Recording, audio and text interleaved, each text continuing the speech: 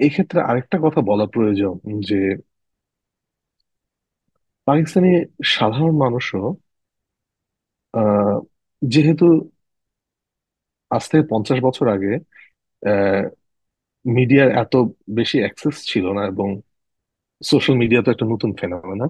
তো নতুন প্রজন্ম সোশ্যাল মিডিয়ার এবং ইন্টারনেটের ব্যবহারের কারণে তারা বুঝতে পেরেছে যে এতদিন যাবত তাদেরকে মিথ্যা বলা হচ্ছিল, এবং তারা তাদের যে সেনাবাহিনী নিয়ে এত গর্ব করে, আহ সেই গর্বটা একদম তাদের কাছে ভেঙে চুরে যায় যখন বাংলাদেশের ন্যারেটিভটা তারা জানতে পারে যে তাদের এত গর্বের সেনাবাহিনী আরেকটা দেশে কি করে এত বেশি মানবাধিকার লঙ্ঘন করতে পারে।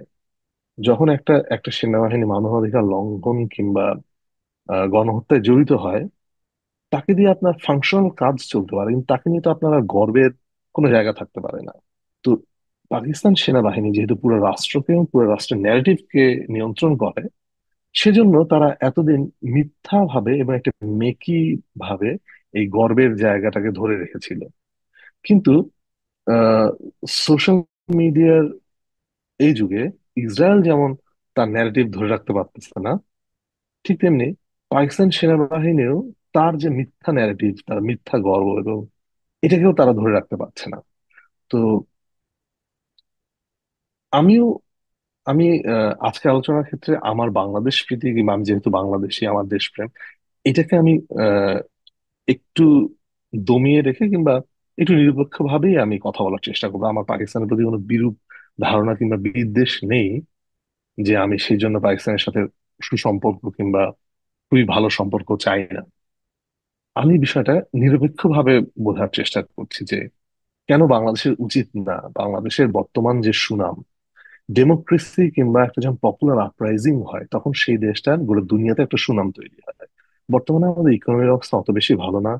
দূষণ বলেন, জনসংখ্যার আধিক্য বলেন, কিংবা আমাদের দেশের মানুষরা যে আফ্রিকার একটা কষ্টকর এবং মেডিটেরেনিয়ানে মেডিটেরিয়ান সাগরের যে উত্তাল সাগর পাড়ি দিয়ে ইউরোপে যাওয়ার যে বাংলাদেশের প্রবণতা, এই সব কিছুর পরও যখন মানুষ জানতে পারে যে এই দেশের যুবকরা আহ তাদের জীবনের বিনিময়ে একটা ফ্যাসিস্ট সরকারকে পতন ঘটিয়েছে এবং কোনো বহির্বিশ্বের কোনো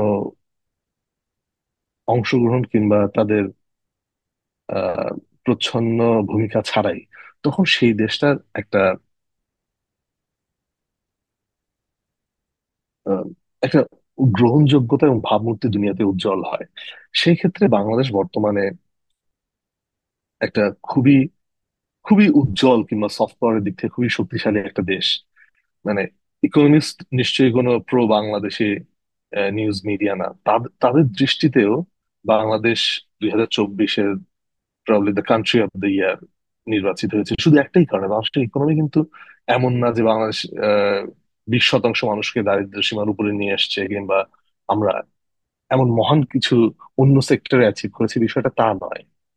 আমরা আগে যা ছিলাম মোটামুটি তাই আছি, কিন্তু যেটা চেঞ্জ হয়েছে সেটা হচ্ছে যে বাংলাদেশের সাধারণ মানুষ একটা ফ্যাসিস্ট এবং একটা অন্য দেশের পাপেট সরকারকে হটিয়ে নিজের হাতে ক্ষমতা তুলে নিয়েছে। এবং এক্ষেত্রে আহ এক্ষেত্রে একটা বড় বিষয় ছিল যে এটা কোনো আহ ইরানের মতো রিলিজিয়াস কোনো একটা রেভলিউশন ছিল না, যেটা পশ্চিমের জন্য খুবই গুরুত্বপূর্ণ, যেটা রিলিজিয়াস একটা রেভলিউশন ছিল না। তো এই সব মিলিয়ে বাংলাদেশ বর্তমানে আহ ইকোনমিস্টের মতো একটা নিউজ মিডিয়া বলছে যে এটা একটা কান্ট্রি অফ দ্য ইয়ার, তাদের কান্ট্রি অফ দ্য ইয়ার। এবং দুনিয়ার সব জায়গায় সব নিউজ আউটলেট আপনার রিসার্চ করে কিংবা সার্চ করে দেখবেন যে বাংলাদেশ সম্পর্কে ভালো ভালো কথাই বলা হচ্ছে।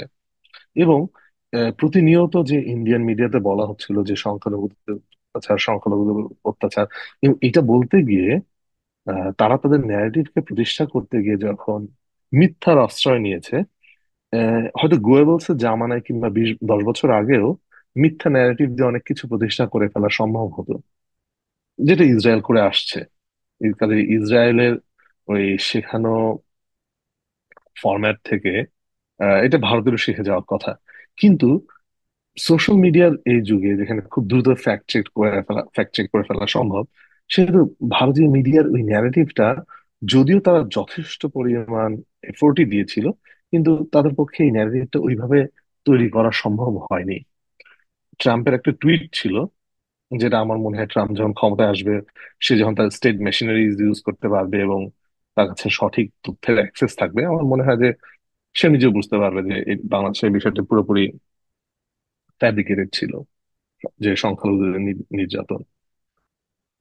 তো সেই কারণে বাংলাদেশের বর্তমান সফট পাওয়ার পাকিস্তানের তুলনায় অনেক অনেক বেশি।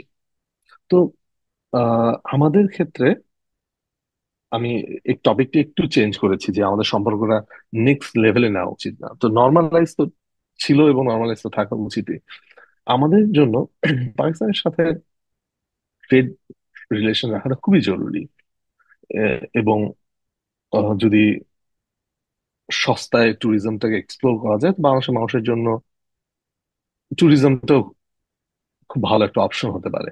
এবং আমাদের যেহেতু পেঁয়াজ কিংবা ফল কিংবা আলু কিংবা এই ধরনের জিনিসগুলো, যেগুলো দ্রুত পচনশীল, এইসব এর অ্যাক্সেসের ক্ষেত্রে প্রতিবেশী একটা দেশের সাথে একটা ভালো একটা ট্রেড রিলেশন থাকাটা খুবই জরুরি। এবং যেটুকুন হচ্ছে, এটা এটা খুবই ভালো যে সরাসরি জাহাজে করে জিনিস আনা যাচ্ছে, এই পর্যন্ত ঠিকই আছে।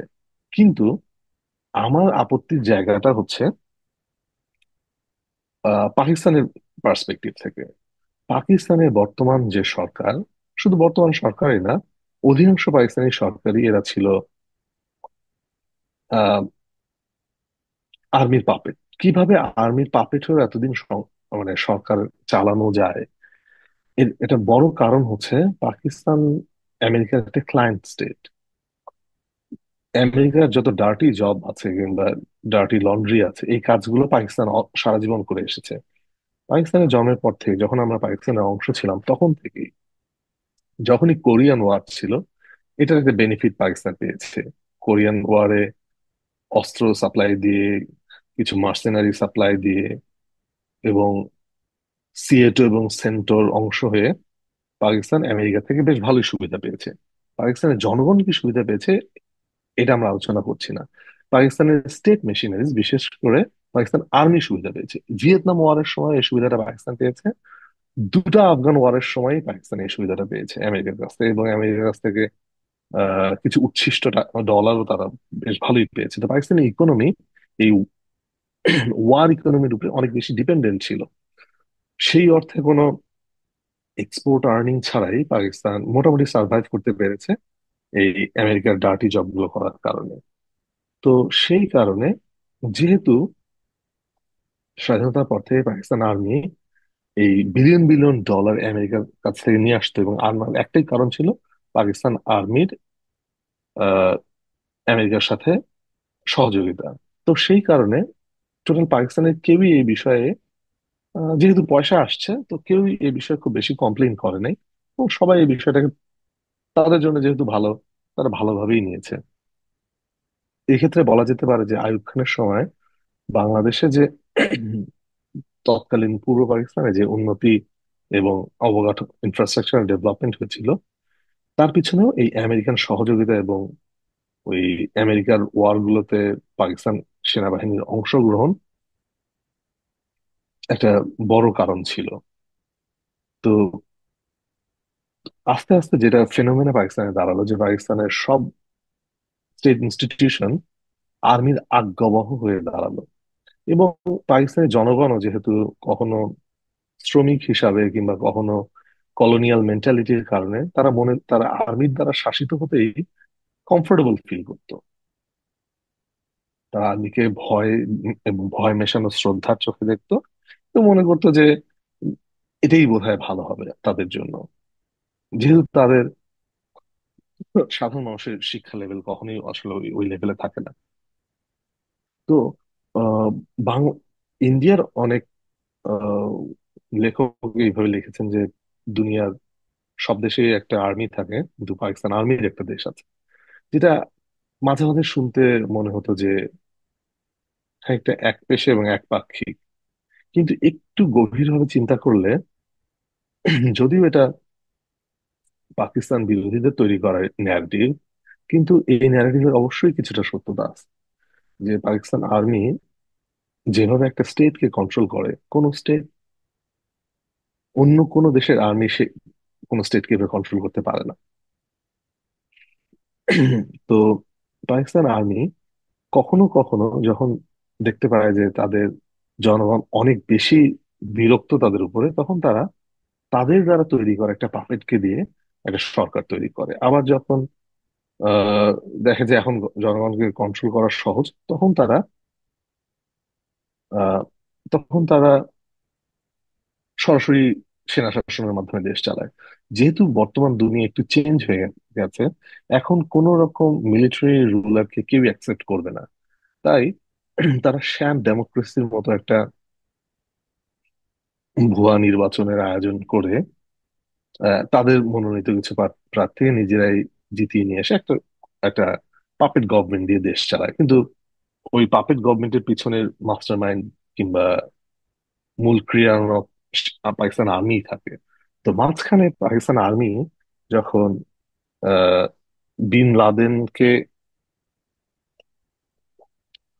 আশ্রয় দিয়ে অথবা আহ, তাদের অদক্ষতার কারণে তাদের দেশে যখন ওসামা বিন লাদেনকে পাওয়া গেল, তখন পাকিস্তান আর্মির ইন্টারন্যাশনাল গ্রহণযোগ্যতা একদম তলানিতে ছিল। তো এইখান থেকে নিজেদেরকে উদ্ধার করার জন্য পাকিস্তান আর্মি ইমরান খানের কাঁধে সওয়ার হয়। অনেকেই বলেন যে ইমরান খান ক্ষমতায় আসার জন্য আর্মির সাহায্য নিয়েছিল।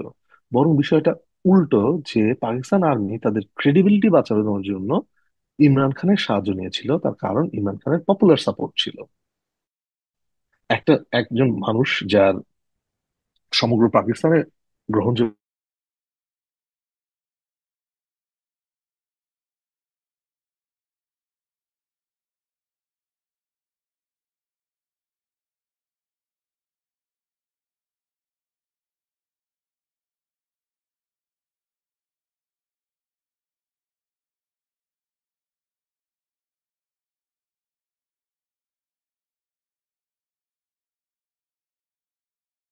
টিকে ছিল আমেরিকা এবং ইউরোপের সহায়তায়। কারণ আমেরিকা এবং ইউরোপের জন্য ইমরান খান অ্যাকসেপ্টেবল না। তাই তাই সবাই মিলে আর্মিকে মেনে নিয়েছে, কিন্তু পাকিস্তানের জনগণ আর্মিকে মেনে নেয়নি। পাকিস্তানের জনগণ যেহেতু আর্মিকে মেনে নেয়নি, পাকিস্তানের ইকোনমির অবস্থা খুব বেশি ভালো না। পাকিস্তানে বাংলাদেশ যেভাবে একটা মানে বিস্ফোরণ অতিক্রম করে সা- সা- এটা আমার আমার চোখে একটা স্বাধীনতাই। স্বাধীনতা বারবারই আসতে পারে, একবারই একটা দেশ স্বাধীন হয় না। একটা দেশ বারবার স্বাধীন হতে পারে। তো পাকিস্তানের এই এই ধরনের পরিস্থিতি বিরাজ করছে। কিছুদিন আগে 26শে নভেম্বর বাংলাদেশের মতো করেই ইমরান খানের সমর্থকরা একটা প্রসেশনের চেষ্টা করে, এবং সেখানে বাংলাদেশের আইন শৃঙ্খলা বাহিনীর মতোই পাকিস্তান আর্মি, শুধু আইন শৃঙ্খলা বাহিনী না, পাকিস্তান আর্মি সরাসরি স্নাইপার দিয়ে বেশ কিছু মানুষকে হত্যা করে এই আন্দোলনকে দমিয়ে নিয়ে আসে। তো বর্তমানে যে পাকিস্তান রিজিম, পাকিস্তান সরকার, এর সাথে পাকিস্তান জনগণের কোনো সম্পর্ক নেই।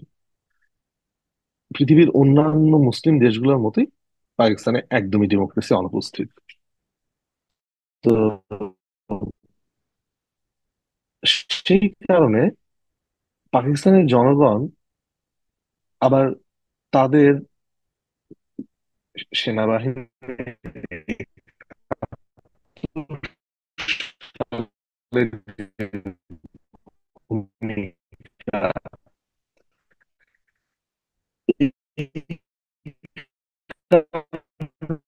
তারা সবখানে এটা ফিল যে মানে তাদের ব্যবহার বিচার এবং অন্যায় করার ক্রিয়াকলাপ দেখে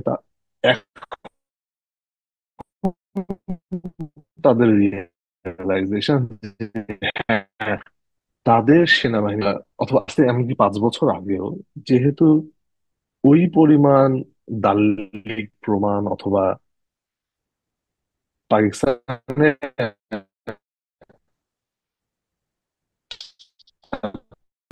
তো কাজী যেটুকুন বাড়াবাড়ি পাকিস্তান সেনাবাহিনী 71 সালে করেছে, এটা এটা না করে তাদের উপায় ছিল না। এই sort of এরকমই ধারণা ছিল পাকিস্তানের সাধারণ মানুষের। কিন্তু গত বিশেষ করে 2 বছরে পাকিস্তান আর্মি তাদের সাধারণ মানুষের উপরে যে ধরনের অত্যাচার করেছে, তাতে করে মোটামুটি পাকিস্তানের সাধারণ জনগণ এটা বুঝতে পেরেছে যে পাকিস্তানি আর্মির পক্ষে কি কি, কত ধরনের এবং কতটা খারাপ কাজ করা সম্ভব। সেই কারণে বাংলাদেশের প্রতি সাধারণ পাকিস্তানিদের ভালোবাসা এবং শ্রদ্ধাবোধ বেড়েছে। এবং সাধারণ পাকিস্তানিদের কাছে তাদের এই দুরবস্থা থেকে উত্তরণের জন্য বাংলাদেশ হচ্ছে একটা ইন্সপিরেশন। তারা মনে করে আসলে বাংলাদেশ যেভাবে নিজেদেরকে আবার স্বাধীন করেছে, পাকিস্তানেরও এইভাবে নতুন করে স্বাধীন হওয়ার সময় এসেছে, যেটা পাকিস্তানিদের ভাষায় হচ্ছে হাকিকি আজাদি বা সত্যিকারের স্বাধীনতা। তার কারণ পাকিস্তান 1947-এ স্বাধীন হওয়ার পরে ব্রিটিশরা চলে যাওয়ার পরও কলোনিয়াল রুল পাকিস্তানে শেষ হয়নি। পাকিস্তান আর্মি পাকিস্তানের কলোনিয়াল রুলার। তো সেই কারণে এই একই সূত্র ধরে বর্তমান পাকিস্তান সরকার বাংলাদেশের সাথে সম্পর্ক উন্নয়নের ক্ষেত্রে অতিরিক্ত আগ্রহী। এবং এই যখনই বাংলাদেশের সাথে তারা তাদের সম্পর্কটাকে ভালো দেখাতে পারবে, কিংবা সম্পর্ক উন্নয়নের চেষ্টা করবে, এতে করে বাংলাদেশের, আমি সেই সেই ক্ষেত্রে খুব বেশি লাভ দেখি না, বরং লাভ লাভের ভালো বাংলা বলা যাবে না। বাংলাদেশের আমি সেই ক্ষেত্রে কোনো আহ সুবিধা কিংবা উপযোগিতা দেখি না। কিন্তু পাকিস্তানের ক্ষেত্রে এটা খুবই একটা পাকিস্তানের ফরেন পলিসির জন্য খুবই একটা বোল্ড মুভ। তার কারণ একইভাবে তারা বিশ্বের এটা দেখাতে পারবে যে তারা তাদের প্রাক্তন দেশের অংশের সাথে আহ ঝামেলা মিটিয়ে নিতে এবং সুসম্পর্ক করতে তারা ইচ্ছুক। এই সরকার, বর্তমান যে সরকার আছে পাকিস্তানে, তারা অনেক বেশি প্র্যাগম্যাটিক, তারা অনেক বেশি অ্যাকোমোডেটিং। তো এইসব কারণে নিজেদের ইমেজকে বিল্ড আপের ক্ষেত্রে বাংলাদেশের যে ইমেজ, এটাকে এক্সপ্লয়েট করতে চায় বর্তমান পাকিস্তান সরকার। বর্তমান পাকিস্তান যে সরকার আছে, এরা আহ, এটা হয়তো আলোচনা অন্য একটা টপিক। এটা মোটেও জনগণের সরকার নয়, এবং এটাও একটা আহ, মানে আর্মির পাপেট সরকার। জনগণ যাদেরকে ভোট দিয়েছিল, তারা এখানে নির্বাচিত হয়ে আসতে পারেনি। এবং পাকিস্তানের যে মিডিয়া, এই মিডিয়াও যেহেতু আহ, তারা আর্মির কোনো সমালোচনা করতে পারে না এবং সত্য কথা তুলে ধরতে পারে না, সেই কারণে সারা দুনিয়াতে পাকিস্তানের মিডিয়ারও কোনো ক্রেডিবিলিটি নাই, এবং পাকিস্তানের সরকারও ওই অর্থে কোনো ক্রেডিবিলিটি নাই। তো সেই কারণে এই ধরনের কিছু গিমিক কিংবা বলা যেতে পারে যে কিছুটা ট্যাকটিক্যাল মুভ করে পাকিস্তান সরকার নিজেদের ইমেজ বিল্ড আপ করার চেষ্টা করছে। এতে করে বাংলাদেশের যতটুকুন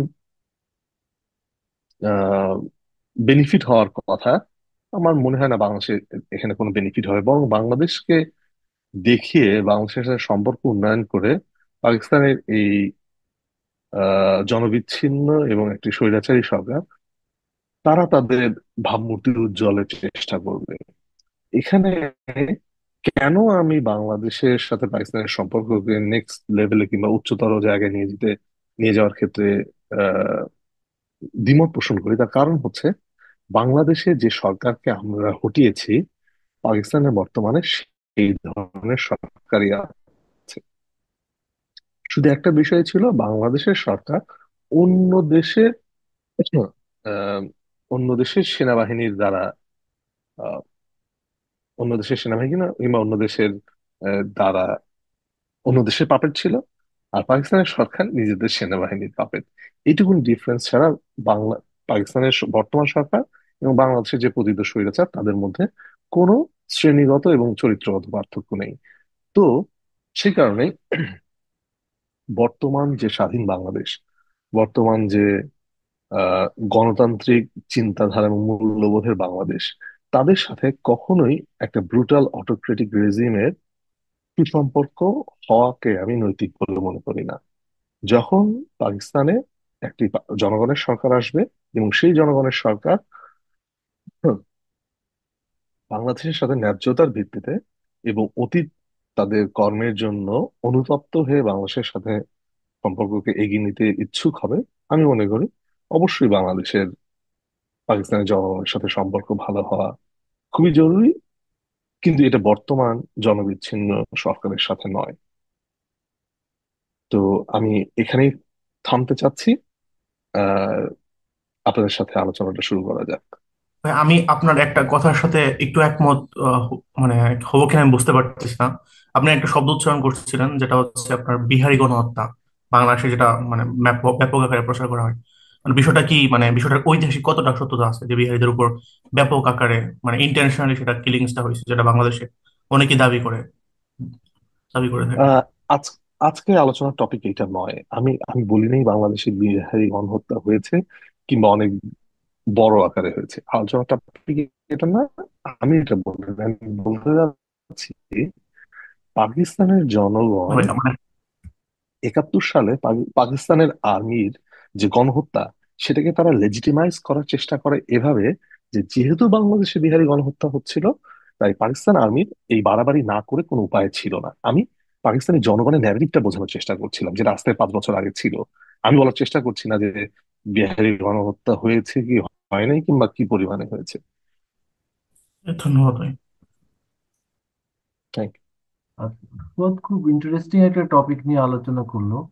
আহ, আসলে ফুয়াদ সবসময় ইন্টারেস্টিং টপিক নিয়েই কথা বলে, এবং খুব শর্ট নোটিসে ফুয়াদ চলে আসে। তো সেটা আমাদের জন্য খুব সারপ্রাইজিং, প্লেজেন্টলি।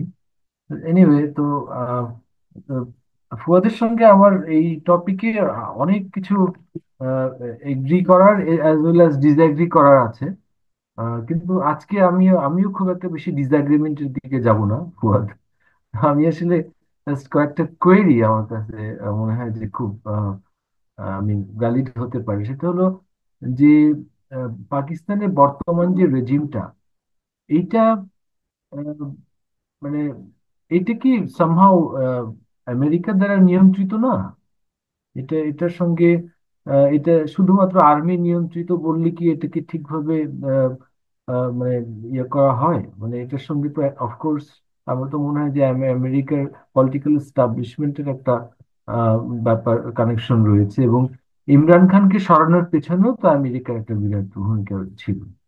তো যেখানে আমরা বাংলাদেশের প্রিভিয়াস রেজিমের ক্ষেত্রে আমাদের পার্শ্ববর্তী দেশের একটা রোল দেখি, ঠিক ওই লেভেলের না হলেও একটা রোল তো আমেরিকার আছে, ছিল এবং আছে পাকিস্তানের বর্তমান রেজিমের ক্ষেত্রেও। বিষয়টা কি এরকম নয়? একদমই, একদম অবশ্যই স্যার। কিন্তু আমি বলতে চাচ্ছিলাম যে কাজটা করে, মানে প্ল্যানার হচ্ছে ইউনাইটেড স্টেটস, কিন্তু এক্সিকিউট করে পাকিস্তান আর্মি। পাকিস্তান আর্মি কখনোই এই ধরনের মুভ করতে পারে না যদি না আমেরিকার প্রচ্ছন্ন সহযোগিতা থাকে।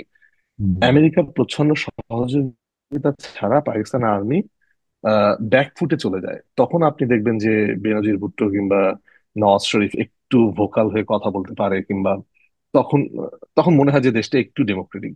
যখনই পাকিস্তান আর্মি আমেরিকার কাছ থেকে একটা প্রচ্ছন্ন অনুমতি পায় যে হ্যাঁ এখন তোমরা মুভ করতে পারো, হুম। তখন পাকিস্তান আর্মি যথেষ্ট নোংরা ভাবে খেলতে পারে। তো এবং এই একটা একটা কথা এখানে খুব বেশি গুরুত্বপূর্ণ, যে কোন দেশে কোন আন্দোলন কতটুকুন লেজিটিমেট হবে কিংবা ওয়েস্টের চোখে ভালো হবে, এর পিছনে ওয়েস্টার্ন এস্টাবলিশমেন্ট এবং ওয়েস্টার্ন মিডিয়ার একটা বিশেষ হাত থাকে। যেমন ইরানে হিজাব নিয়ে আন্দোলনের ক্ষেত্রে যতটা পশ্চিমা গুরুত্ব এবং পশ্চিমা সংবাদ মাধ্যমের এক্সপোজার ছিল, পাকিস্তানের এই গণতান্ত্রিক আন্দোলনে ওই পরিমাণ নাই। মানে আমি আলোচনার টপিকটা আজকে পাকিস্তান নয়, বরং বাংলাদেশ। স্যার, আমি আপনার সাথে আসলে একমত এই জন্যই যে এটা মানে আমেরিকার অনুমতি এবং আহ আমেরিকার গ্রিন সিগন্যাল ছাড়া এটা কোনোভাবেই করা সম্ভব না। এবং গত 50 বছর ধরে এটা এভাবেই হয়ে আসছে, মানে প্ল্যানার আমেরিকা আর এক্সিকিউশনার পাকিস্তান আর্মি। আচ্ছা, নাও আমি coming to my main point. হ্যাঁ, মানে ওই যে তুমি বাংলাদেশ নিয়ে আলোচনা করতে চাচ্ছ, আমিও কিন্তু বাংলাদেশই আসতে চাচ্ছি। তো তাই যদি হয় ফুয়াদ, তাহলে with due respect to doctor Yunus and his interim government. হ্যাঁ, এটা তো আমরা ইন্টারন্যাশনাল রিলেশনস স্টুডেন্ট হিসেবে বা ইভেন কমনাররাও আজকে মানে আমরাও কমনার টু বি এক্সাক্ট, আমরা সবাই মোটামুটি জানি যে আমাদের গভর্নমেন্টের সঙ্গে আমেরিকার একটা অত্যন্ত সুসম্পর্ক রয়েছে। এবং সেক্ষেত্রেও আমাদের গভর্নমেন্ট যদি আমেরিকা দ্বারা প্রভাবিত হয় বিভিন্ন ইস্যুতে, মোটেই অবাক হওয়ার কিছু নেই, তাই না? তো এখন if America wants Bangladesh to have very good relationship with Pakistan, would it be possible for Bangladesh government to avoid that influence?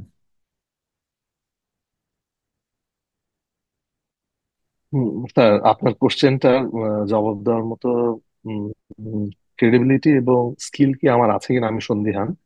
তবুও জাস্ট আপনার সাথে মানে গল্প করার জন্য অবশ্যই একটু আছে, গল্প করি। অবশ্যই আছে ফুয়াদ। কারণ মানে গল্পটা হচ্ছে এরকম যে আমেরিকান ইনফ্লুয়েন্স তখনই সবচেয়ে ভালো কাজ করে যখন ওর পিছনে পপুলার ব্যাকিং থাকে। পাকিস্তানের আমেরিকার ইনফ্লুয়েন্স আছে, কিন্তু ওর পিছনে কোনো জনসমর্থন নাই। বাংলাদেশে আছে কি না আমি আমি আমি ঠিক জানি না, এবং এই বিতর্কে আমি যেতে যাচ্ছি না। যেহেতু বাংলাদেশে একটা পপুলার সাপোর্ট আছে বর্তমান রেজিমের পিছনে কিংবা প্রিভিয়াস রেজিমের পতনের জন্য, সেহেতু বাংলাদেশে এই কাজগুলো করা তুলনামূলক সহজ। যে বাংলাদেশ গভর্নমেন্ট যদি চায় যে তারা পাকিস্তানের সাথে সম্পর্ক বেশি আরো উচ্চতর পর্যায়ে নেবে না, আমেরিকার চাপ থাকার পরেও এটা সম্ভব। কিন্তু আমি আমি অ্যাকচুয়ালি আসলে এই বিষয়ে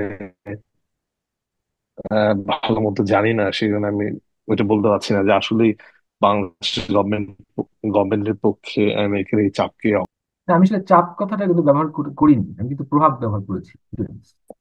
সরি, এটা আমি উত্তর দেওয়ার ক্ষেত্রে আমি আসলে গ্রেট ভুলে গেছিলাম ডিফারেন্স। সম্ভবত। এনিওয়ে, ঠিক আছে তাহলে। এরপরে অন্যদের টার্ন, দেখি আর কি কি কোশ্চেন আসে। Thank you for. আসসালামু আলাইকুম ভাইয়া। আমি তৌফিক আহমেদ বলছিলাম রাজশাহী ইউনিভার্সিটি থেকে। তো পুরা সেশনটাই বেশ মনোযোগের সাথে শুনলাম। খুব সুন্দর করে আলোচনা করেছেন যে কেন বাংলাদেশের সম্পর্কটা পাকিস্তানের সাথে এত বেশি হ্রাস হওয়া উচিত না। তো আমার অবজারভেশন হচ্ছে যে আপনি পুরা বিষয়টাকে হচ্ছে পাকিস্তানের লেন্স দিয়ে দেখলেন, অর্থাৎ বাংলাদেশ যদি পাকিস্তানের সাথে সম্পর্ক বিল্ড আপ করে, সেক্ষেত্রে দেখা যায় পাকিস্তান বেনিফিটেড হচ্ছে এই বিষয়টা। কিন্তু এটাও তো ঠিক যে একই সাথে বাংলাদেশও বেনিফিটেড হতে পারে। দেখা যাচ্ছে আগের রেজিমে আমরা দেখেছি যে আমাদের রিলেশনশিপের ক্ষেত্রে প্যাটার্নটা ছিল ইন্ডিয়া সেন্ট্রিক।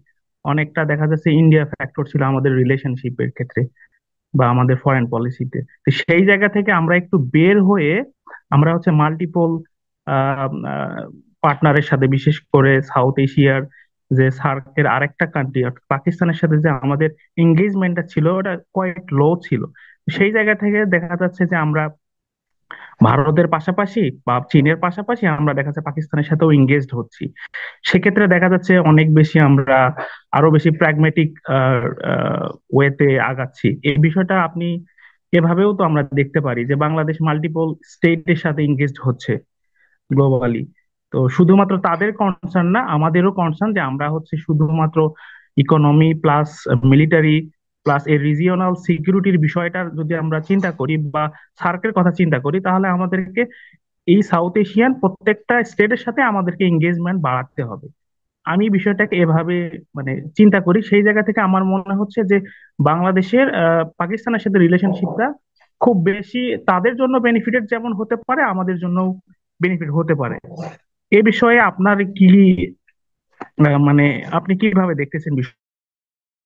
উচিত না, মানে বাংলাদেশের উচিত না যে একটা সদ্য স্বাধীন, আমার মতে সদ্য স্বাধীন এবং আহ একটা পিপল সেন্ট্রিক গভর্নমেন্ট একটা স্বৈরাচারের সাথে খুব ভালো দহরম মহরমে যাবে। এটা এটা অ্যাকচুয়ালি আমাদের যে আন্দোলনের যে স্পিরিট, এর সাথে যায় না। আমাদের বরং এমন একটা দেশের সাথে খুব বেশি ভালো সম্পর্ক রাখা উচিত যে দেশের মানুষ সেই দেশের সরকার চালায়। পাকিস্তানের সরকার আসলে আহ পাকিস্তান জনগণের সরকার না।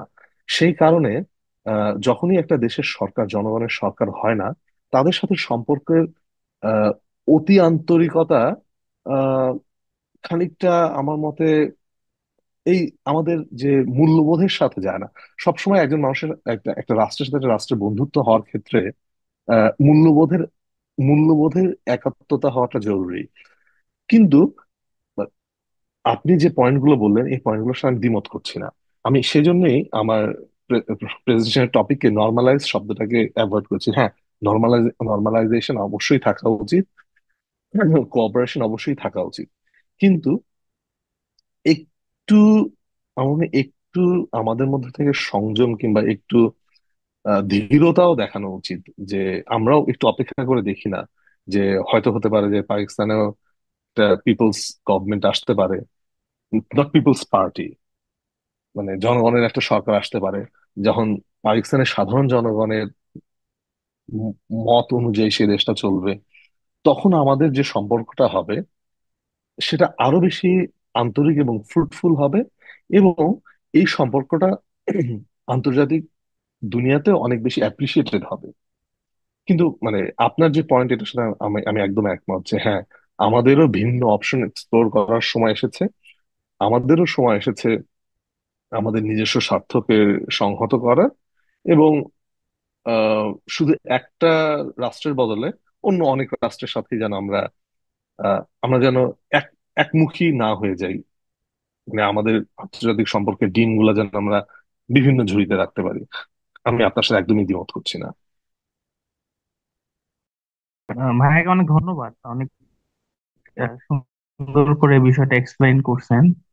তো আপনি কি কোনো থ্রেড দেখেন যে আপনি বলতেছেন যে বাংলাদেশের উচিত না খুব বেশি দ্রুত খুব কুইকলি আর কি রিলেশনশিপ বিল্ড আপের দিকে যাওয়া? তো আপনি কোনো রিস্ক দেখেন যে দেখা যাচ্ছে বাংলাদেশ যদি পাকিস্তানের সাথে রিলেশন বিল্ড আপ করে সেক্ষেত্রে দেখা যাচ্ছে ইন্ডিয়ান একটা রেজিস্ট্যান্স দেখা যেতে পারে, বা ইন্ডিয়ান একটা আহ দেখা যাচ্ছে বিরোধিতা আমরা রিসেন্টলি যেটা দেখেছি, এরকম কিছু থ্রেট দেখতেছেন যে ভারতের পক্ষ থেকে বাংলাদেশের, সেটা ইকোনমিক্যালি হোক বা ট্রেডের ক্ষেত্রে হোক বা সিকিউরিটি কোনো কনসার্ন বাংলাদেশের জন্য তৈরি হতে পারে কিনা, সেই দিকটা বিবেচনায় আপনি বলতেছেন কিনা যে বাংলাদেশের রিলেশনশিপ বিল্ড আপের ক্ষেত্রে খুব দ্রুত আগানো উচিত না পাকিস্তানের সাথে? না, আমি আসলে কোনো এটা কোনো থ্রেটের বিষয় না। বরং পাকিস্তানের সাথে সম্পর্ক ভালো হলে ভারতের পলিসি মেকারদের একটু জ্বলুনি হবে।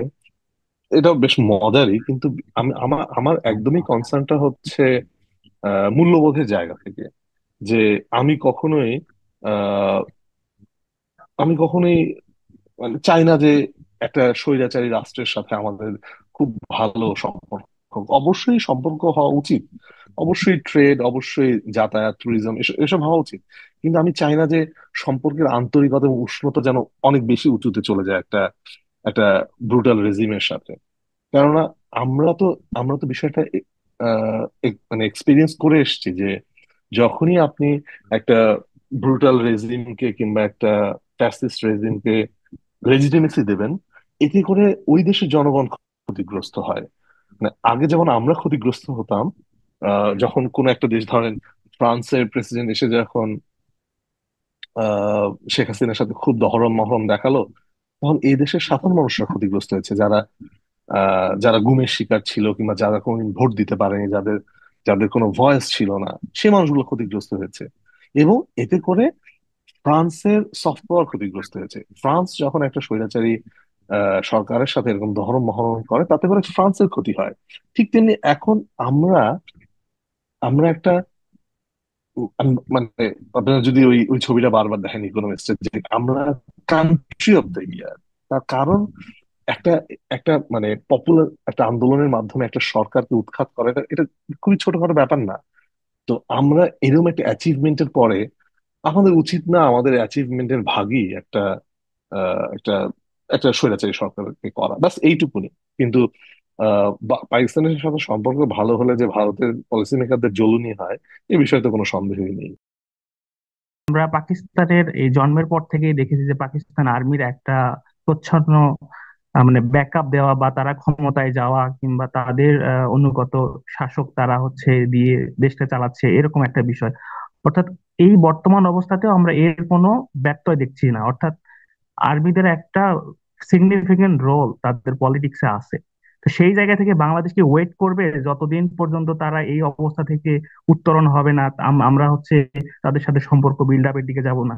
আমরা কি এভাবে ওয়েট করেই যাব নাকি হচ্ছে আমাদের এঙ্গেজমেন্ট বাড়াতে হবে? সেটা যে সরকারই আসুক, সেটা জনগণের সরকার আসুক কিংবা সেটা মিলিটারি সরকার আসুক, সেক্ষেত্রে দেখা যাচ্ছে আরো 20 বছর পরেও দেখা যাচ্ছে তাদের এই অবস্থার কোনো পরিবর্তন হচ্ছে না। তাহলে সেক্ষেত্রে বাংলাদেশের কি করণীয়? আম, পরিস্থিতি খুব দ্রুত চেঞ্জ হবে বলে আমার মনে হয় না। কারণ হচ্ছে যতদিন বাইডেন ছিল, বাইডেনের আশীর্বাদে, বাইডেন অ্যাডমিনিস্ট্রেশনের আশীর্বাদেই পাকিস্তান আর্মি এই সার্কাসটা চালায় যেতে পেরেছে। যদি এই আর সুবিধা ইউএস অ্যাডমিনিস্ট্রেশনের কাছ থেকে পাবে না, তখন তখন বাংলাদেশের আর আহ, পাকিস্তানের সাথে ভালো সম্পর্ক করে কারোরই কোনো আহ, খুব বেশি একটা লাভ হবে বলে আমার মনে হয় না। যেহেতু আমার মনে হয় না ট্রাম্প কোনো পাকিস্তান আর্মিকে কোনো সুবিধা দেবে। আবার আরেকটা কথা বলতে চাই যে মানে এই পৃথিবীতে কিন্তু পাকিস্তান এমন গুরুত্বপূর্ণ কোনো দেশ না যে যাদের সাথে সম্পর্ক আমাদের খুব উচ্চতর পর্যায়ে না নিলে আমরা খুব বেশি ক্ষতিগ্রস্ত হব। আরো আরো কিন্তু আমাদের এক্সপ্লোর করার জায়গা আছে। আমরা মালয়েশিয়ার সাথে সম্পর্ক ভালো করতে পারি, আমরা শ্রীলঙ্কার সাথে সম্পর্ক ভালো করতে পারি, আমরা অন্য অনেক দেশের সাথে সম্পর্ক ভালো করতে পারি। কিন্তু মানে আমার আজকে আলোচনার মূল টপিকটা, মানে আমার আমার উদ্দেশ্য এটাই ছিল যে আমরা আমাদের যে নব্যলব্ধ সুনাম কিংবা সফট পাওয়ার, এটা আমরা পাকিস্তানের সাথে শেয়ার করতে পারি না। ওকে, থ্যাংক ইউ, অনেক ধন্যবাদ আপনাকে। আসসালামু আলাইকুম ভাই, আমি আসিফ আর 47। আপনার পুরো আলোচনাটাই ভাই অনেক ভালো লাগছে। তবে আমার একটা জানার বিষয় হচ্ছে যে দেখা যায় একটা রাষ্ট্রের সাথে একটা রাষ্ট্রের জনগণের পিপল টু পিপল রিলেশনশিপ খুব ভালো নাও হতে পারে, কিন্তু দেখা যায় আন্তর্জাতিক ক্ষেত্রে স্ট্র্যাটেজিক রিলেশনশিপ অনেক স্টেটই মেনটেন করে। যেমন যুক্তরাষ্ট্রের সাথে অনেক দেশেরই স্ট্র্যাটেজিক রিলেশন আছে, কিন্তু দেখা যায় যুক্তরাষ্ট্রকে ওই দেশের জনগণ খুব বেশি পছন্দ করে না। তো আমরা কি সাউথ এশিয়াতে আহ আমাদের অবস্থান একটু সুসংহত করার ক্ষেত্রে স্ট্র্যাটেজিক রিলেশনশিপের কথা কি আমরা কনসিডার করতে পারি কিনা? উম, তোমাদের অধিকাংশ কোশ্চেন গুলো আসতেছে যেটা, সেটা হচ্ছে তোমরা মনে হয় রিয়েলিস্ট থিওরিতে অনেক বিশ্বাস করো। কিন্তু আহ, আমি আহ, কেন জানি আমার মনে হয় যে একটা রাষ্ট্রের সাথে রাষ্ট্রের যে সম্পর্ক, তাতে করে মানুষের সাথে মানুষের সম্পর্কটা খুব বেশি গুরুত্বপূর্ণ। যখন আমাদের একদম, মানে আমি একদম কিন্তু সম্পর্ক কাট করার কথা বলছি না, আহ সম্পর্ক চালায় যাওয়া যেতে পারে, কিন্তু যখন আমেরিকা এবং ব্রিটেন মোস্ট ফেভার্ড নেশন হয় কিংবা তাদের মধ্যে একটা স্পেশাল সম্পর্ক তৈরি হয়, তখন তারা কিন্তু দুজনেই ডেমোক্রেটিক ভ্যালুস কে এবং তাদের যে অতীত যে একটা হেরিটেজ আছে এটাকে স্বীকৃতি দেয়, এবং এটার কারণেই তাদের সম্পর্কটা নেক্সট লেভেলে যায়। আহ সেই কারণে হ্যাঁ, হতে পারে পাকিস্তানের সাথে আমাদের সম্পর্ক এই পর্যায়ে যেতে পারে।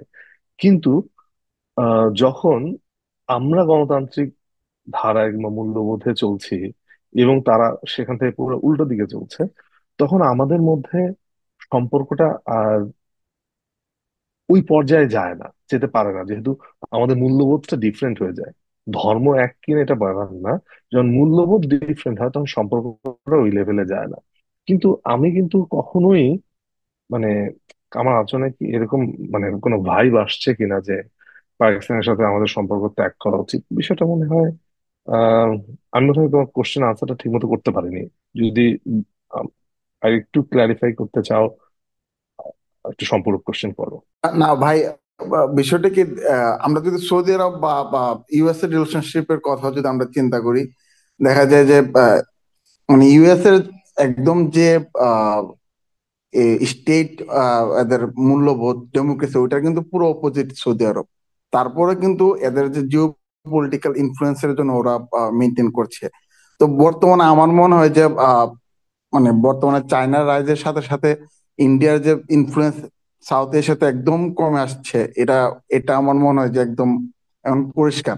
স্টেট নেইবার একটার সাথে ইন্ডিয়ার সম্পর্ক ভালো নেই। তো এই ধরনের অবস্থাতে ইন্ডিয়া কিন্তু আমাদেরকে পুরোপুরি পুশ করতেছে। তো আমি আমি পার্সোনালিও আমি চাই না যে পাকিস্তানের সাথে আমার বাংলাদেশের সম্পর্ক ভালো হোক। কিন্তু আমি রাষ্ট্র হিসেবে নিশ্চয়ই চাইবো যে এই রিজনে আমি যদি আরেকটু আহ একটু পাওয়ার নিয়ে বা ইনফ্লুয়েন্স নিয়ে চলতে পারি, সেই ক্ষেত্রে কি পাকিস্তানকে একটা গুড অপশন হতে পারে কিনা। জাস্ট আস্কিং ভাই, মানে ওই রকম না যে মানে আমি নিজে ওইটা রিকমেন্ড করি। আপনার না, একজন প্রফেশনাল হিসেবে আপনি মানে। আচ্ছা, বিষয়টা হচ্ছে, না আমি আসলে এই সেক্টরের কোনো প্রফেশনাল না, কিন্তু আমার যেটা মনে হচ্ছে সেটা হচ্ছে যে আহ, আমেরিকা যেমন সৌদি আরবের সাথে সম্পর্কের ক্ষেত্রে যে বেনিফিটটা আমেরিকা পায়, সেই ক্ষেত্রে অন্য অনেক কিছুকেই একটু স্যাক্রিফাইস করা যায়। আমাদেরও যদি এরকম চীনের সাথে রিলেশনের ক্ষেত্রে কিংবা সৌদি আরবের সাথে রিলেশনের ক্ষেত্রে আমাদের যদি এগোতে হয়, তাহলে আমরা যে ধরনের বেনিফিটেড হতে পারি, পাকিস্তানের দ্বারা সম্পর্কের ক্ষেত্রে আমরা আসলে ওই ধরনের কোনো বেনিফিটই পাবো না। পাকিস্তান আমাদেরকে খুব বেশি কোনো দিক থেকেই খুব বেশি উপকৃত করতে পারবে না, পাকিস্তানের এই ক্যাপাসিটি নাই। তো কাজেই আমরা আমাদের সফট পাওয়ারের কিছু অংশ ক্ষতিগ্রস্ত করে পাকিস্তানের সাথে যে সম্পর্ক উন্নতি করতেও চাই, তো সেই ক্ষেত্রে খুব বেশি আমাদের যে খুব বেশি বেনিফিট হবে, এটা আমার মনে হয় না। আহ, এখন যেরকম আছে এরকমই কিছুদিন চলুক। যত মানে আমার আমার আমার ভিউ হচ্ছে, যেটা আসলে যে সবাইকে একমত হতে হবে তাই না, আমার ভিউ হচ্ছে এখন যেমন চলছে তেমনটাই চলুক। যদি দেখি তোমাদের দেশে মানুষ আমরা যেভাবে গণতন্ত্র ফিরিয়ে এনেছি, তখন হয়তো বা আমাদের ম্যাটেরিয়াল বেনিফিট যেমন হবে, আমরা হয়তো বা স্পিরিচুয়ালি বেনিফিটেড হতে পারবো। কিন্তু আমার মনে হচ্ছে যে ফর দ্য টাইম বিং, ও না, তোমার যে কোশ্চেন সেটা হচ্ছে যে মানে আমার মনে হয় না পাকিস্তান থেকে খুব বেশি কিছু দিয়ে বেনিফিটেড হতে পারবো। যেটুকুন বেনিফিট আমরা চাই সেটুকুন মনে হয় আমাদের এইরকম সম্পর্ক মেনটেন করেই আমরা সেটুকুন অ্যাচিভ করতে। থ্যাংক ইউ ভাই। ধন্যবাদ আসিফ। আমাদের সাথে যুক্ত আছেন Mahmudullah sir, assistant professor philosophy department. Sir, আপনার যদি কোনো প্রশ্ন থাকে কাইন্ডলি। জি, সবুজ। প্রথমত আমি খুবই কৃতজ্ঞতা জানাতে চাই। আমি দারুণ উপকৃত হয়েছি এই আলোচনায়। আমার খুবই ভালো লেগেছে উনি যেভাবে ফুয়াদ ভাই, তাই না, উনি যেভাবে এটাকে পয়েন্ট আউট করেছেন। আহ, আমার একটা কোশ্চেন হচ্ছে যে আপনি যে মূল্যবোধের বিষয়টাকে গুরুত্ব দিয়েছেন, আমি এটার সাথে একমত। এখানে আমার একটা প্রশ্ন যে বাংলাদেশ এই পজিশন নিতে পারে কিনা এখন, যে সে নিজের মেটেরিয়াল স্বার্থের পাশাপাশি মূল্যবোধের জন্য অন্য মানুষের, মানে অন্য দেশের মানুষের স্বার্থে তারা কথা বলবে, স্বার্থে তারা শর্ত জুড়ে দিবে, এমন একটা পজিশন তারা নিতে পারে কিনা। সেক্ষেত্রে আপনার যে অ্যানালিসিস, যে পাকিস্তানের যে কারেন্ট যে গভর্নমেন্ট, তারাও তো এই যে বাংলাদেশের চলে যাওয়া ফেসিস্ট গভর্নমেন্টেরই প্যাটার্ন, সেই হিসেবে বাংলাদেশ কারেন্ট গভর্নমেন্ট এবং বাংলাদেশের যে পিপল, তাদের এই কনসেন্ট বা এই যে স্পিরিটটা, এটা শেয়ার করা যেতে পারে কিনা পাকিস্তান গভর্নমেন্টের কাছে, বাংলাদেশ গভর্নমেন্ট কর্তৃক। এবং সেই জন্য তো বাংলাদেশের গভর্নমেন্টকে জানতে হবে, মানে আপনার যে অ্যানালিসিসটা, এটা বাংলাদেশের গভর্নমেন্ট পর্যায়ে সেই উপলব্ধিটা আছে কিনা, এটাও একটা আমার কোশ্চেন। আমি আপনার আলোচনায় আমার কাছে মনে হয়েছে যে এই আলোচনাটা আমাদের পলিসি মেকিং এ যারা আছেন তারা জানেন কিনা, তাদের কাছে এটা কনভেড কিনা, আহ, আর জানা থাকলে তারা এই ধরনের অ্যাকশনে যেতে পারেন কিনা, যে not only material gaining, at the same time এই যে একটা মূল্যবোধের জায়গা থেকে যে পিপলের সাথে কথা বলা। আর আরেকটা কথা আপনি বলেছেন যে সফট পাওয়ার যেটা আমাদের অর্জিত, এটা আমার কাছে দারুণ একটা বিশ্লেষণ বলে মনে হয়েছে। এটা তো আসলেই বড় অর্জন। তো এই অর্জনকে সামনে রেখেও তো আমরা পিপলদের জন্য, কারণ এটা অন্য অনেক দেশেরই নাই। আমাদের 71-এর যুদ্ধে স্বাধীনতা আমরা অর্জন করেছি, আবার এমন একটা ফেসিস্ট জিনিসকে হটিয়েছি। সত্যি এটা সাউথ এশিয়াতেও বিরল আমাদের আহ, যেটা আছে। তো এইটা দিয়ে আমরা এই মূল্যবোধের জায়গায় একটু লিড নিতে পারি কিনা, এটাই আমার ধন্যবাদ কোশ্চেন ছিল। মাহমুদ। জি। ধন্যবাদ মাহমুদুল্লাহ স্যার। হ্যাঁ, আমার মনে হয়, হ্যাঁ, আপনি খুব চমৎকার একটা পয়েন্ট নোটিস করেছেন। সেটা হচ্ছে যে আমাদের মনে হয় না কখনোই এরকম পর্যায়ে ছিল যে আমরা অন্য কোনো দেশের সাথে সম্পর্কের ক্ষেত্রে আমরা এটা বলতে পারতাম যে মূল্যবোধের কথা, কিংবা ওই দেশের জনগণের পক্ষ হয়ে, কিংবা ওই দেশের জনগণের অধিকারের কথা, যেটা আমেরিকা গোটা দুনিয়াতে বলে বেড়ায়। কারণ আমেরিকার কিছু হলেও ক্রেডিবিলিটি আছে এবং সেই সফট পাওয়ার আছে, এবং হয়তো বা কমনওয়েলথের আছে, কিংবা কানাডার আছে, কিংবা ইউরোপিয়ান নেশন গুলোর আছে। কিন্তু এই যে বাংলাদেশের এই অভ্যুত্থান কিংবা বিপ্লব যাই বলেন না কেন, এর পরে আমাদের যে বর্তমান যে প্রেস্টিজ, কিংবা আমাদের যে বর্তমান দুনিয়াতে অবস্থান, বিশেষ করে আহ আমার মতে বিশেষ করে ডক্টর ইউনুস, শুধু ডক্টর ইউনুস না, সাথে আমাদের যে সামগ্রিক যে অর্জন, এর কারণে আসলে আমরা অন্যান্য দেশের ক্ষেত্রে এটা আমরা আমাদের এই যে নতুন যে ভয়েস, এটাকে আমরা রেইজ করতেই পারি। সেটা পৃথিবীর যে কোনো প্রান্তের অধিকার বঞ্চিত কিংবা গণতন্ত্র বা ভয়েস হতে পারে। আহ শুধু ইউরোপিয়ানরাই যে গণতন্ত্রের জন্য প্রেসক্রাইব করবে কিংবা পুশ করবে তা না। অনেক দিন পর, কিংবা বলা যেতে পারে যে অন্য অনেক দেশের বদলে শুধুমাত্র বাংলাদেশের বোধহয় এই বর্তমানে এই ক্ষমতাটুকুন অর্জিত হয়েছে যে হ্যাঁ, আমাদের কিন্তু এইটুকুন প্রেসক্রাইব বলেন কিংবা ইনফ্লুয়েন্স আমরা এটুকুন করতে পারি। আহ, যে শুধু বাংলাদেশ না, পাকিস্তানের মানুষেরও তো অধিকার আছে নিজেদের দ্বারা নিজেরা শাসিত হওয়ার। আহ, কিংবা আমরা শুধু পাকিস্তানের কথাই বলছি, আমরা দুনিয়ার যে কোনো প্রান্তেই যে যে কোনো দেশের জন্যই আমরা কিন্তু ভয়েস রেইজ করতে পারি। সেই অবস্থান আমাদের তৈরি হয়েছে। অনেক অনেক ধন্যবাদ এই পয়েন্টটা রেইজ করার জন্য। সেক্ষেত্রে আমি একটু সম্পর্কে বলতে চাই, এই পজিশনটা নিতে পারার জন্য আমার খুবই ভালো লাগছে যে আপনি দারুণ ভাবে এটাকে নিয়ে এসেছেন সামনে। তো এটা আমরা কিভাবে অ্যাওয়ার হব, এটা পলিসি মেকিং এ, ইভেন ইউনিভার্সিটি গুলোতে, অর্থাৎ পিপলদের মধ্যে একটা এই ফিলিংস থাকবে যে now we can do that. অর্থাৎ দেশের মানুষদের মধ্যে এই একটা সেন্স থাকবে যে we can indicate people those who are oppressive, তাদেরকে আমরা মেসেজ দিতে পারি। বা বাংলাদেশের একটা স্পিরিট এরকম যে তারা যে কোনো নিপীড়নের এগেনস্টে তাদের হলো পজিশন। এটা মানে স্প্রেড করার জন্য দেশের ভেতরে কি ধরনের ভূমিকা হইতে পারে গভর্নমেন্টের তরফ থেকে, অথবা আপনার এই বক্তব্যটা যেমন আমরা এখন 7-8 জন শুনছি বা 8-10 জন, তো এটা আপনার এই কথাটা কি আর অনেকেই জানবে কিনা, এটাও আমার একটা কোশ্চেন। এই যে নিপীড়িতের পক্ষে ভয়েস রেইজ করা, এটা যদিও আমাদের রিলিজিয়ানই আছে। ইসলামের তো একটা বড় অংশই হচ্ছে যে মজলুমের পক্ষে আপনার অবস্থান নেওয়া এবং জালিমের বিপক্ষে অবস্থান নেওয়া। একই সাথে এটা আবার ইউরোপিয়ান যে জুডিও খ্রিস্টান সিভিলাইজেশনের একটা অনেক বড় অংশ, যে অপ্রেসদের পক্ষে থাকা। তো সেই কারণে আমার মতে বাংলাদেশে যারা ইউনিভার্সিটি লেখাপড়া করে তাদের তাদের সবাই মনে হয় বিষয়টা একটু ওয়াকিবহালই থাকার কথা, যে ওয়েস্টার্ন ওয়েস্টার্ন ওয়ার্ল্ডের ভ্যালুস কি, ওয়েস্টার্ন ওয়ার্ল্ডের ভ্যালুস গুলোর মধ্যে এটা কিন্তু একটা, যে আহ নিপীড়িতের পক্ষে থাকা। তো সেই কারণে আমরা যে অর্জনটা করতে পেরেছি, এই অর্জনের বিষয়ে মানুষজনেরও আহ একটু সেলফ অ্যাওয়ারনেস থাকা দরকার, যে আমরা একটা কত বড় অর্জন করতে পেরেছি এবং অন্য কত দেশ আছে যারা এই জিনিসটা অর্জন করতে পারে না। যেহেতু আমরা এটা অর্জন করতে পেরেছি, কোনো কিছু অর্জন করতে পারলে কিন্তু একটা রেসপন্সিবিলিটি আসে যে এই এই অর্জনটা আপনি অন্যদের সাথে শেয়ার করবেন। যে আপনার যে নতুন পাওয়া গণতান্ত্রিক অধিকার এবং আপনার যে একটা নতুন মূল্যবোধ যে আপনারা তৈরি করলেন, এই মূল্যবোধ গোটা দুনিয়ার সাথে আপনারা শেয়ার করতেই পারেন। এবং আপনার, আমি তরুণ প্রজন্মের কথা বলছি, যখন আপনারা এই জিনিসটা অন্যদের সাথে শেয়ার করবেন, তখন আপনাদের একটা মরাল যে স্ট্যান্ডিং, এটা দুনিয়াতে আরো বেড়ে যায়। কিন্তু মানে আপনার বাকি অংশ যেটা ছিল কোশ্চেনে, যে এটা আমরা কিভাবে জানাতে পারি অন্যদেরকে, কিংবা আমরা কিভাবে এটাকে আরো মানুষের মধ্যে, বাংলাদেশের মানুষকে অ্যাওয়ার করতে পারি, এ বিষয়ে আমার কোনো ধারণা নাই।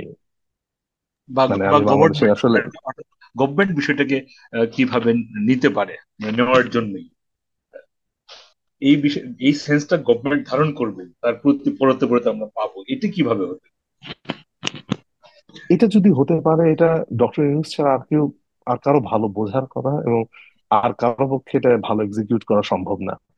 তো না, অ্যাকচুয়ালি আমার এক্ষেত্রে একটু মনে হচ্ছে যে আমার মেধারও খানিকটা স্বল্পতা আছে, যে আমি আপনার কোশ্চেনটাকে খুব ভালো করে উত্তর দিতে পারছি না।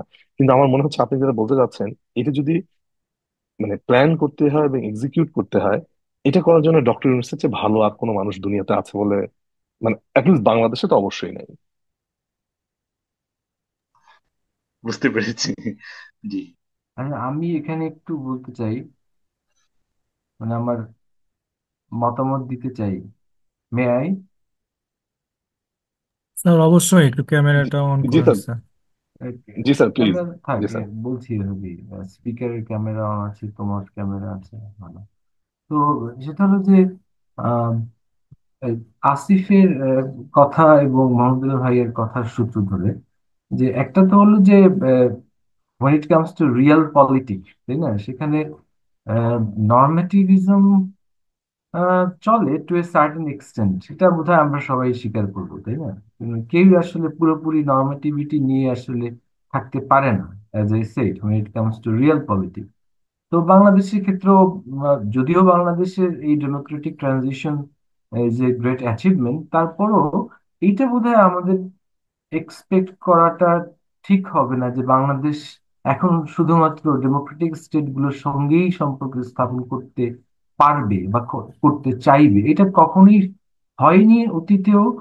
অন্য ডেমোক্রেটিক স্টেট গুলোর ক্ষেত্রে দেখা যায় যে এখানেও কিন্তু তাদেরও নানান জায়গায় কম্প্রোমাইজ করতে হয়েছে। আসিফ যেটা বললো, আমেরিকার সঙ্গে অন্যান্য আনডেমোক্রেটিক অথরিটেরিয়ান রিজিম গুলোর যে সম্পর্কের উদাহরণ আসিফ দিল, তবে বাংলাদেশও করেছে। এর আগেও বাংলাদেশ যখন ডেমোক্রেটিক ছিল তখনও কিন্তু বিভিন্ন ইউনো অথরিটেরিয়ান রেজিমের সঙ্গে সম্পর্ক বাংলাদেশেরও ছিল। আবার আমাদের স্পিকার আজকে ফুয়াদ উনিও স্বীকার করলেন যে যদি আমরা বেনিফিট পাই তাহলে আমরা কেন করবো না, তাই না? তো সেই বেনিফিটটা পাকিস্তানের ক্ষেত্রে যেহেতু অত বেশি নাই, তো সে কারণে আমরা সেখানে হয়তো আহ, সম্পর্ক এত বেশি উন্নয়নের কথা আপাতত না ভাবলেও চলবে। এটা এটা আমার কাছে মনে হয়। তো অর্থাৎ আমাদের খুব বেশি এক্সট্রিম পজিশনালিস্ট হওয়া সম্ভব না যে আমরা democratic, therefore we must form relations with democratic states. Then of course will prioritize the democratic ones, but undemocratic ones এর ক্ষেত্রেও কিন্তু আমাদের আরো নানান বিবেচনা কাজ করবে, এটাই স্বাভাবিক। আবার ইন্ডিয়ান সাবকন্টিনেন্টের যেমন যদি ইতিহাসের দিকে যাই, তাহলে কিন্তু সেখানেও আবার যে এইটা এর সঙ্গে history, culture, you know ideology, religion, অনেক জিনিসের সম্পর্ক আছে।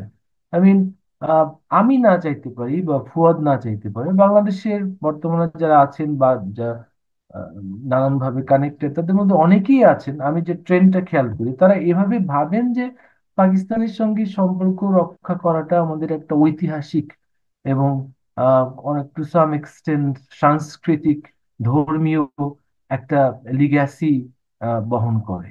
হ্যাঁ, তো সেক্ষেত্রে সেখানকার রেজিমের নেচার কি হবে, এইটা নিয়ে অতটা তারা ভাবে না। হ্যাঁ, আবার ধরো আজকে ফুয়াদের আলোচনা আমার খুবই ভালো লেগেছে যে মুক্তিযুদ্ধের প্রসঙ্গটা খুব ভালোভাবে ফুয়াদ এনেছে, এবং মুক্তিযুদ্ধ কে কেন্দ্র করে তাদের যে ভাবনা, সেটা পরিবর্তন আমরা চাই। এবং সেক্ষেত্রে তারা যদি আম, এক ধরনের অ্যাপোলজি সিক করে এবং তারপরে যদি সম্পর্কটাকে নেক্সট লেভেলে নিয়ে যাওয়া যায়, that would be very nice. But সেটা তো আমরা আমাদের চাওয়া, কিন্তু পাকিস্তানিরা তো কারেন্ট রেজিম তো সেভাবে ভাবে না। এই ভাবনাটা যার মধ্যে আছে তিনি হলেন ইমরান খান। হ্যাঁ, এবং ইমরান খানের পার্টি, রাইট? ইমরান খান আসলে হয়তো তারা হয়তো এইভাবে ভাবতেন এবং এই কাজগুলো করতেন প্র্যাকটিক্যালি, এবং হয়তো তাদের সঙ্গে সম্পর্কটা ওই লেভেলে নেওয়া আমাদের জন্য আরো সহজতর হবে।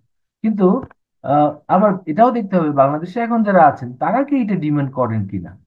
হ্যাঁ, মানে এদের ওনাদের মধ্যে ওই কনসার্নটা ওইভাবে কাজ করে কিনা, তাই না? তো সেটা যদি না থাকে, অর্থাৎ এদিক থেকে যদি কোনো ডিমান্ডই, তেমন কোনো ডিমান্ডই না থাকে, তাহলে তো ওই ইস্যুতে পাকিস্তানেরও কাজ করার কথা না, তাই না? তো এই এই বিষয়গুলো সামগ্রিকভাবে আমি যেটা খুব সংক্ষেপে এক লাইনে বলতে চাই, যে সম্পর্কটা আসলে ডেমোক্রেসি হলে খুব ভালো, ডেমোক্রেসি না হলেও কিন্তু অন্যান্য ফ্যাক্টরস আছে যেটা আসলে could be very motivating for certain people, people in power right নাও।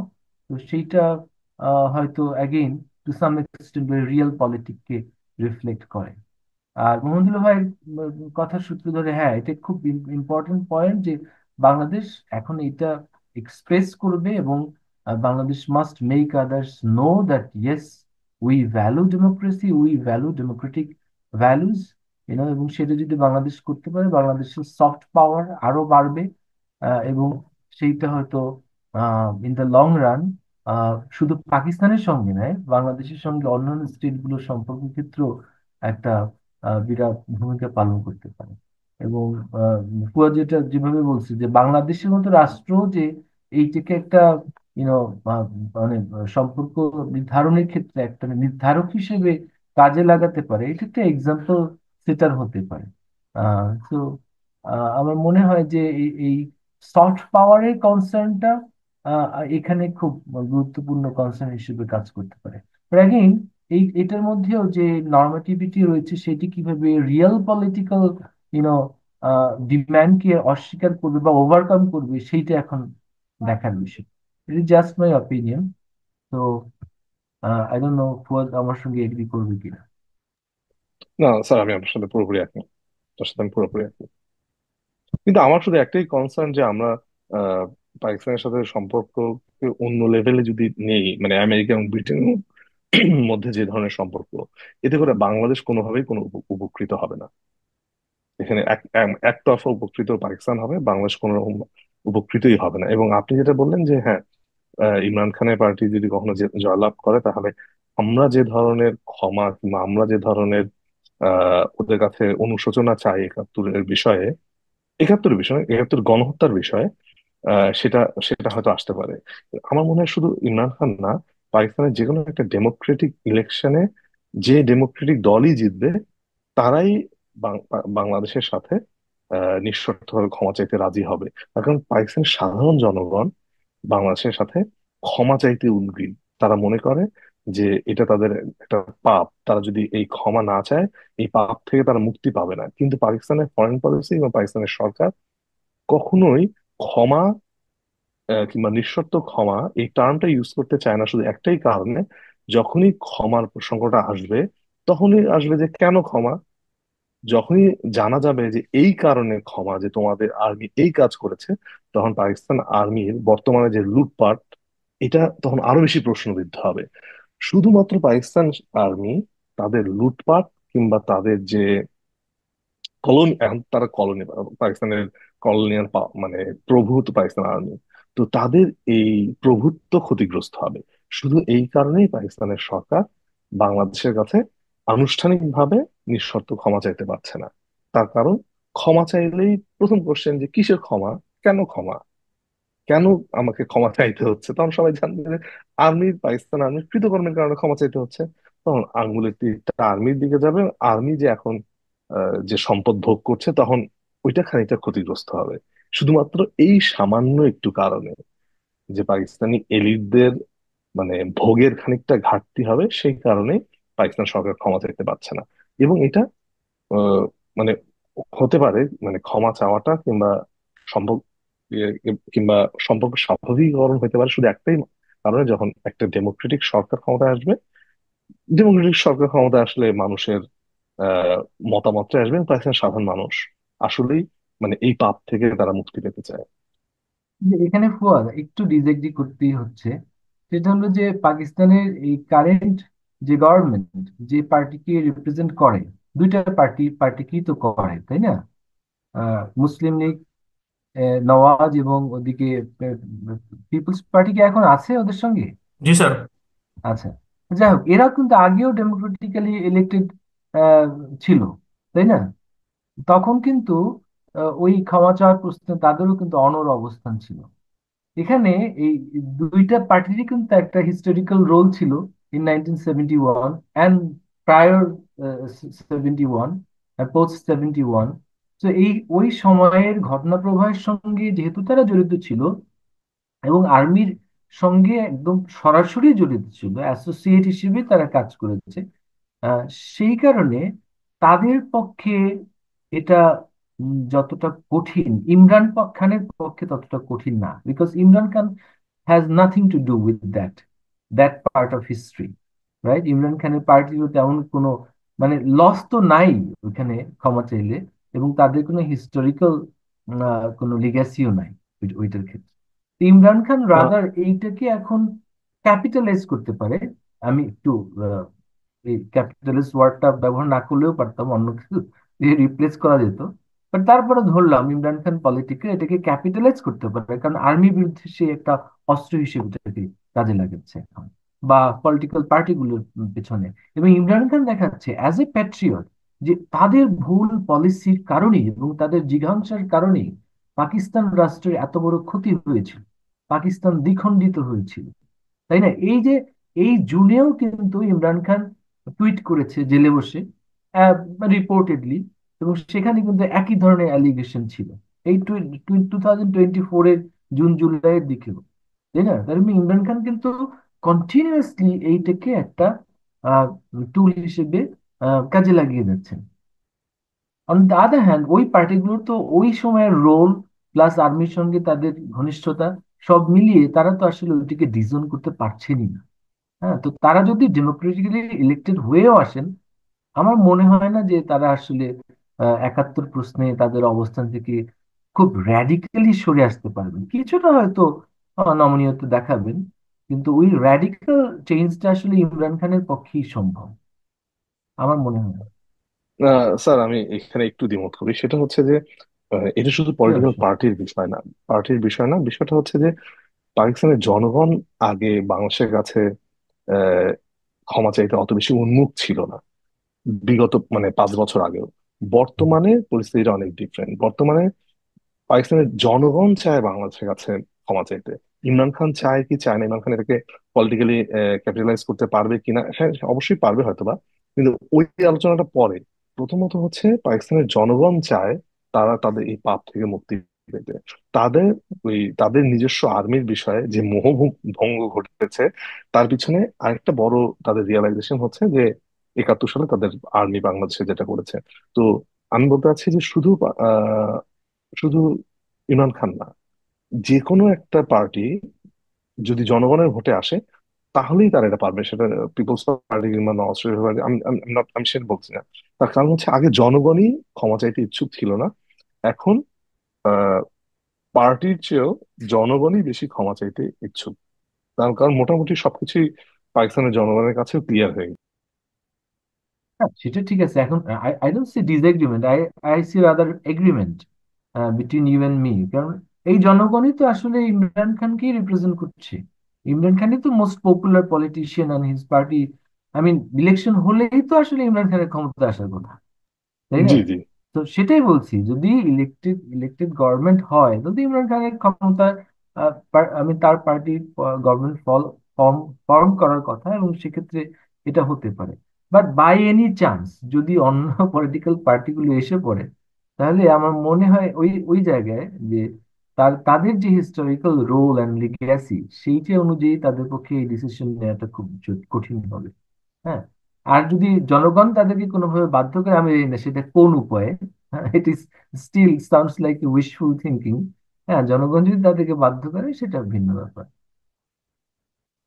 ঠিক আছে। জি স্যার। জি স্যার।